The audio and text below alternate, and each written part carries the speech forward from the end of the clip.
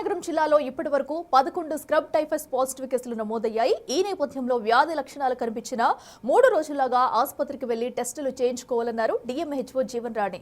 దీర్ఘకాలిక వ్యాధులతో బాధపడుతున్న వారు అప్రమత్తంగా ఉండాలంటున్న జీవన్ రాణితో మా ప్రతినిధి శివశంకర్ ఫేస్ టు ఫేస్. సీజన్లో జలుబు దగ్గు ఇటువంటి ఎక్కువగా వస్తుంటాయి. కొన్ని ప్రాంతాల్లో అయితే మలేరియా టైఫాయిడ్ కూడా ప్రజల్ని బాధిస్తూ ఉంటాయి.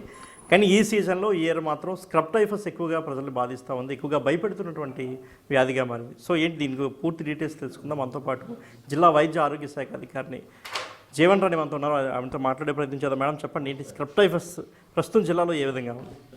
స్క్రబ్ టైఫస్ అనేది మన జిల్లాలో అన్ని జిల్లాల్లో ఏ విధంగా ఉంది అలా కూడా మన జిల్లాలో ఉంది, కానీ పర్సంటేజ్ అనేది తగ్గింది. అంటే ఎక్కువగా కేసులు అనేది పాజిటివ్ కేసులు అనేది రావటం లేదు.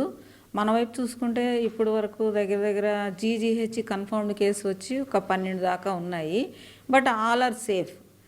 ఈ నేపథ్యంలో చెప్పేది ఏంటంటే, ఈ వ్యాధి స్క్రబ్ టైఫస్ అనేది జిగ్గర్ అనే పురుగు కుట్టడం వల్ల వస్తుంది. దాని లాలాజలంలో ఉన్న ఓరియంటా స్పీషీస్ బ్యాక్టీరియా వల్ల. సో అందరికీ కూడా చెప్పేది ఏంటంటే, ఆ పురుగు జోలికి వెళ్ళొద్దు. ఇది ఎక్కువగా వెళ్ళటం అనేది జరగకపోవచ్చు, కానీ తెలియక అది పొదల్లోనూ గడ్డి పచ్చడి ప్రదేశాల్లో ఉంటుంది కనుక మనకు తెలియకుండానే మనం దాన్ని కాటు బారిన పడే అవకాశం ఉంది కనుక కొంచెం అలర్ట్గా ఉండమని చెప్పేసి మేము అందరికీ చెప్తున్నాము. అదేవిధంగా పొలాల్లో తిరిగే వాళ్ళని రబ్బర్ షూస్ అని, చేతి గ్లౌస్ అని కూడా వాడమని చెప్తున్నాము. ఇది వేసుకోవడం వల్ల పెద్ద ఎక్స్ట్రాడినరీగా అందరూ ఫీల్ అవుతారని ఏం కాదు. ఇది మన హెల్త్ గురించి మనం తీసుకునే జాగ్రత్త. అదేవిధంగా శానిటేషన్ బాగుండాలి. ఈ నేపథ్యంలో మా మెడికల్ అండ్ హెల్త్ నుంచి మెడికల్ క్యాంప్స్ కూడా చాలా ఉధృతంగా పెట్టాము. సర్వలెన్స్ కూడా జరుగుతుంది. శానిటేషన్ మీద కూడా దృష్టి పెట్టాము. ఈ వ్యాధికి సంబంధించి ఏ విధమైన టెస్టులు చేస్తున్నారు? టెస్ట్ కిట్లు కానీ మెడిసిన్ కానీ అందుబాటులో ఉన్నాయా?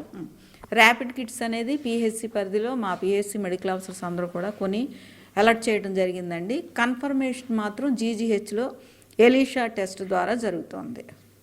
సో అంటే ఇప్పుడు మనం చూసుకున్నట్లయితే ఏ ప్రాంతాల్లో ఎక్కువగా ఇచ్చే అవకాశం ఉంది? మనకు ఇప్పుడు వచ్చిన కేసులన్నీ కూడా కర్లాం పిహెచ్సికి సంబంధించి, అదేవిధంగా ఆరిక తోట, అదేవిధంగా ఇంకొక కేసు వచ్చి గరివిడి ఈ ఏరియాలో ఈ పిహెచ్సి పరిధిలో వచ్చింది. అంటే మనకి ఈ వ్యాధి లక్షణాలు ఏ విధంగా గుర్తించాలి మేడం? తీవ్రమైన జ్వరం, హెడేక్, మలైజ్ అంటే ఒళ్ళు నొప్పులు, మజిల్ పెయిన్స్, అదేవిధంగా పురుగు కుట్టిన చోట ఎస్కార్ అనేటి మచ్చ ఉండాలి. ఈ మచ్చ ఎక్కడుందా అని వెతుకుతూ ఉంటే కొన్నిసార్లు మేము ఐడెంటిఫై చేయలేకపోతున్నాం. కొంతమందికి దొరకడం లేదు అది ఎక్కడ కుట్టింది, నిజంగా కుట్టిందా లేదా అనే డైనమాలో కూడా ఉన్నాము. ఎందుకంటే ఈ క్లినికల్ సిమ్టమ్స్ అన్నీ కూడా వైరల్ ఫీవర్ని పోలి ఉంటున్నాయి. సో కొంచెం చాలా సునిశ్చితంగా క్లినికల్ ఎగ్జామినేషన్ చేయాల్సిన అవసరం ఉంది. ఇంకేస్ లక్షణాలు కనిపిస్తే ఎటువంటి జాగ్రత్తలు తీసుకోవాలి? వెంటనే హాస్పిటల్కి వెళ్ళి ఫీవర్ గురించి చూపించుకోవడం మంచిదండి. హై గ్రేడ్ టెంపరేచర్ 48 అవర్స్ లోపల తగ్గకపోతే వెంటనే టెస్టులకు వెళ్ళిపోవడం మంచిది. అంటే అసలు యాక్చువల్గా చాలా మందిలో ఒక అపోహ ఉంది. అంటే అపోహ నిజమనేది మీరే చెప్పాలి. స్క్రబ్ టైఫస్ వస్తే చనిపోతారు అనేది ఎక్కువగా వ్యాప్తి చెందుతుంది. దీనిపై ఏం చెప్తారు? ఇది చాలా సింపుల్ ట్రీట్మెంట్తో కూడుకున్న డిసీజ్ అండి. ఒక డాక్సిసైక్లిన్ వేస్తే అది 3rd ట్యాబ్లెట్ వేసుకున్న, క్యాప్సూల్ వేసుకున్న వెంటనే రెస్పాన్స్ అనేది వచ్చేస్తుంది. దాని డోసు 100 mg మార్నింగ్, ఈవినింగ్, అదేవిధంగా వారం రోజులు వేసుకోవాలి. 3rd క్యాప్సూల్ వేసుకున్న వెంటనే అది రెస్పాన్స్ వచ్చేస్తుంది. దీని గురించి భయపడాల్సిన పని లేదు. But early awareness is must. కొంతమంది వైజాగ్ కానీ విజయనగరం ప్రైవేట్ హాస్పిటల్కి వెళ్ళి చికిత్స చేయించుకునే పరిస్థితి, దాని గురించి ఏం చెప్తారు?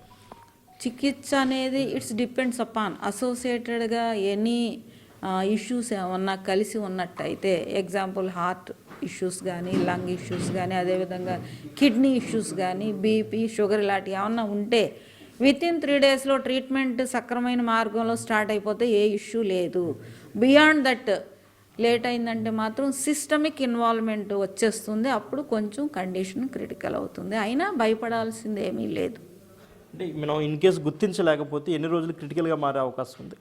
Minimum 3 days. 3 daysలో గుర్తించి సరైన ట్రీట్మెంట్ స్టార్ట్ చేసేయాలి. సో ఇది స్క్రబ్ టైఫస్ వ్యాధి గురించి ఎవరు భయపడాల్సిన అవసరం లేదు, ఆందోళన చెందాల్సిన అవసరం లేదు. దానికి సంబంధించిన మెడిసిన్ కావచ్చు, టెస్టులకు సంబంధించిన ర్యాపిడ్ కిట్స్ అన్నీ కూడా అందుబాటులో ఉన్నాయి. ఎవరికైనా లక్షణాలు ఉంటే వెంటనే తమ దృష్టికి తీసుకురావాలని జిల్లా వైద్య ఆరోగ్య శాఖ అధికారి మనతో చెప్తున్నారు. కెమెరామెన్ హరీష్తో శివశంకర్, బిగ్ టీవీ, విజయనగరం.